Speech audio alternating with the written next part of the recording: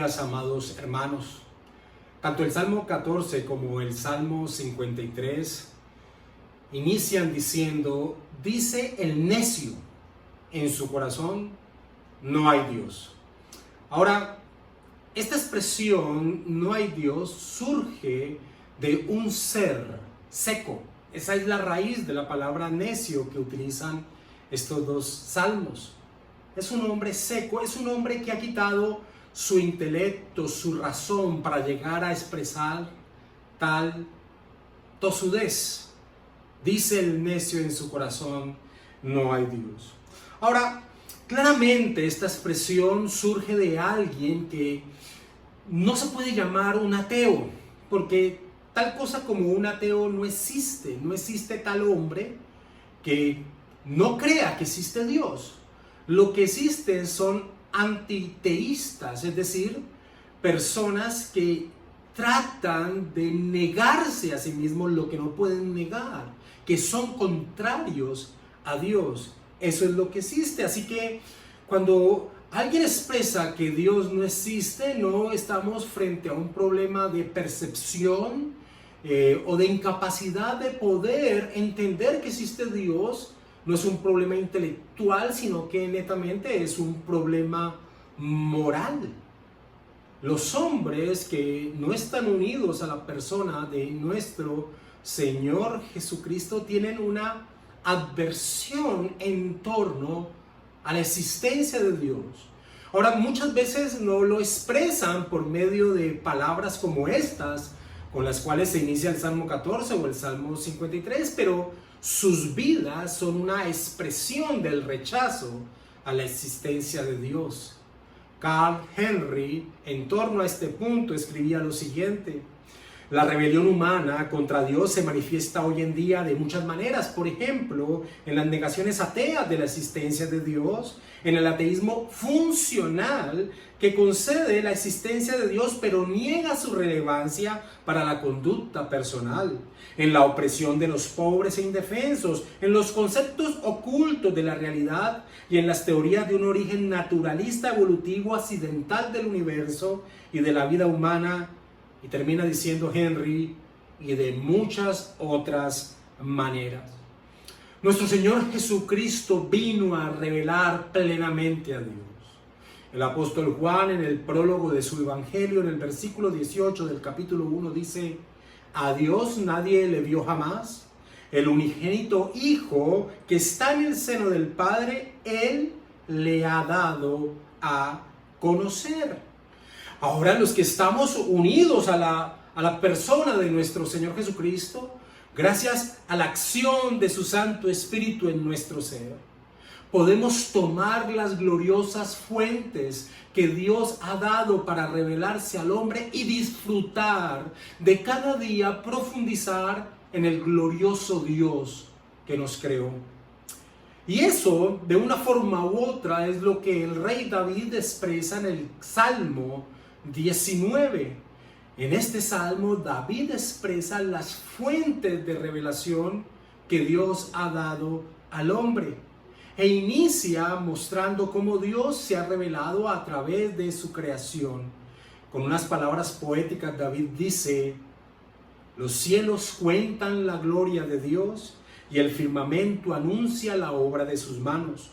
Un día emite palabra a otro día y una noche a otra noche declara sabiduría.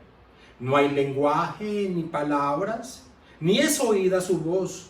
Por toda la tierra salió su voz y hasta el extremo del mundo sus palabras. En ellos puso tabernáculo para el sol. Y este, como esposo que sale de su tálamo, se alegra cual gigante para recorrer el camino. De un extremo de los cielos es su salida y su curso hasta el término de ellos. Y nada hay que se esconda de su calor. Ahora, es maravilloso y quiero empezar esta reflexión corta en torno a lo que David expresa aquí en torno a la creación, de cómo toma al astro más visible, que es el sol, señalando que recorre todo el mundo, dando un testimonio del glorioso Dios que lo creó. Con alegría lo expresa David. Ahora, También David nos expresa por medio de este salmo que este testimonio de la existencia de Dios es permanente. Mira lo que dice en el versículo 2. Un día emite palabra a otro día y una noche a otra noche declara sabiduría. Es un testimonio persistente, permanente y presente en todo momento. Ahora, también es un testimonio que está presente en todo lugar. Mira lo que dice el versículo 4. Por toda la tierra salió su voz y hasta el extremo del mundo sus palabras. Y aunque este testimonio de la creación no es un testimonio por medio de voces audibles, claramente se da a entender. Y míralo como lo expresa David en el versículo 3 y 4. No hay lenguaje ni palabras ni es oída su voz, pero en el versículo 4 enfatiza que da a entender el testimonio. Por toda la tierra salió su voz y hasta el extremo del mundo sus palabras. La pregunta que surge es ¿cómo alguien puede llegar a negar la existencia de Dios? Y la respuesta ya la hemos dado, es porque odia a toda costa, quiere sacar de su ser lo que no puede desechar, y es la existencia de Dios. Ese principio de que todo hombre conoce la existencia de Dios porque Dios ha dado testimonio a través de su creación, ese principio es el que toma el apóstol Pablo en Romanos capítulo 1 versículo 20 para expresar que ningún hombre tiene excusa para decir que no entendía que no existía Dios. El apóstol Pablo dice, porque las cosas invisibles de él, hablando de Dios, su eterno poder y deidad, se hacen claramente visibles desde la creación del mundo, siendo entendidas por medio de las cosas hechas, y termina diciendo Pablo, de modo que no tienen excusa. Jeffrey Johnson en su libro El absurdo de la incredulidad trae este testimonio de un hombre, profesor de la Universidad de Yale, George Parr Fisher. George Parr Fisher dice, un perro ve en una página impresa solo marcas sin sentido en un suelo blanco. Por el contrario, para nosotros contienen y transmiten ideas y nos ponen en comunión con la mente del autor. Lo mismo sucede con la naturaleza. Ignorar a Dios como autor de la naturaleza y de la mente es tan absurdo como hacer del himno el vástago del sonido inconsistente. Algo maravilloso en torno al Salmo 19 es que David expresa otra fuente de revelación, pero esta es una fuente de revelación dada a los hijos de Dios. Es una fuente que es enriquecida por la acción del Espíritu Santo en el ser de los hijos de Dios. Es una revelación ya no general como la creación, sino que es la revelación especial, la revelación de su santa palabra registrada en las Escrituras. David expresa desde el versículo 7 del Salmo 19 lo siguiente: la ley de Jehová es perfecta que convierte el alma. La ley de Jehová es perfecta que convierte el alma. El testimonio de Jehová es fiel que hace sabio al sencillo. Los mandamientos de Jehová son rectos que alegran al corazón. El precepto de Jehová es puro que alumbra los ojos. El temor de Jehová es limpio que permanece para siempre. Los juicios de Jehová son verdad, todos justos. Deseables son más que el oro y mucho más que oro afinado. Y dulces más que la miel, que la que destila del panal. Tu siervo es además amonestado con ellos, en guardarlos hay grande galardón, dice el rey David en torno a la bendita palabra del Señor. Y es maravilloso ver cómo David se expresa con términos excelsos en torno a lo que es la palabra del Señor.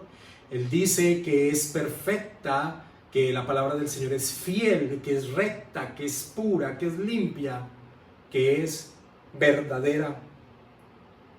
Y también expresa lo que significa la palabra del Señor para aquellos que la han tomado y se deleitan en ella. Él dice que es un tesoro más grande que cualquier oro, del más oro refinado, del más perfecto, del más puro. Para un creyente que se deleita en la palabra del Señor es su mayor tesoro.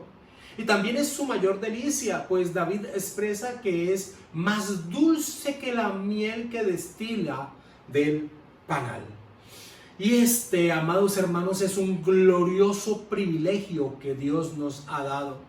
Porque por medio de su bendita palabra y el gozo que nosotros tenemos en ella por la acción de su Santo Espíritu, es que ahora nosotros podemos ver en la creación de Dios un testimonio mucho más fuerte del que percibíamos antes de que el Espíritu de Dios nos guiara a la bendita palabra para poder entender de una mejor manera el testimonio que grita la creación. Ahora disfrutamos percibiendo la gloria de Dios por medio de ella. Calvino decía: así como los hombres viejos o de ojos lúgubres y los que tienen una visión débil, si se les presenta un libro de los más bellos, aunque reconozcan que se trata de una especie de escritura, apenas pueden interpretar dos palabras. Eso sucede con la revelación de la creación, dice Calvino. Pero con la ayuda de gafas, comenzará a leer con claridad y a disfrutar dicha lectura. Y dice Calvino: así también sucede con la Escritura. Al recoger el conocimiento de Dios confuso en nuestras mentes, después de haber dispersado nuestra torpeza, nos muestra claramente al verdadero Dios. Y así sucede, mis amados hermanos, como lo he enfatizado. Debemos estar agradecidos por Dios porque además de por medio de su palabra darnos vida espiritual, llevarnos a los pies de nuestro Salvador, nuestro bendito Señor Jesucristo, nos ha dado un entendimiento claro para poder disfrutar de la revelación de Dios aún en medio de su creación. Quisiera terminar con las palabras de Spurgeon en torno a este glorioso privilegio que Dios nos ha dado. Spurgeon decía: mientras guardaba en su juventud los rebaños de su padre en los campos, el salmista se dedicaba a estudiar los dos grandes libros de la revelación de Dios, la naturaleza y la escritura. Y tan profunda y exhaustivamente había penetrado en el espíritu de estos dos únicos volúmenes de su biblioteca, que era capaz de compararlos y contrastarlos con criticismo piadoso, resaltando y magnificando las excelencias de su autor según se revelan particularmente en cada uno de ellos. Cuán necios e impíos son aquellos que en vez de aceptar estos dos volúmenes sagrados y deleitarse contemplando en ellos la misma mano divina que los escribió, emplean todas sus energías y facultades mentales en descubrir y demostrar discrepancias y contradicciones entre ambos. Bien seguros podemos estar que los verdaderos vestigios de la creación nunca van a contradecir el Génesis. Ni jamás un cosmos correcto va a plantear discrepancias fundamentales con la narrativa de Moisés. De modo que el hombre verdaderamente sabio es aquel que lee ambos libros, el libro de la naturaleza y el libro de la palabra, como dos volúmenes de una misma obra de revelación, y que exclama con respecto a ellos: mi Padre escribió los dos. Termina diciendo Spurgeon. Amados hermanos, tenemos grandes tesoros dados por nuestro maravilloso Dios. La salvación, la persona de nuestro Señor Jesucristo. Pero también podernos deleitar en día a día, profundizar en el conocimiento de quién es Él. Y eso es un privilegio maravilloso para nuestra vida. Dios los bendiga, amados hermanos.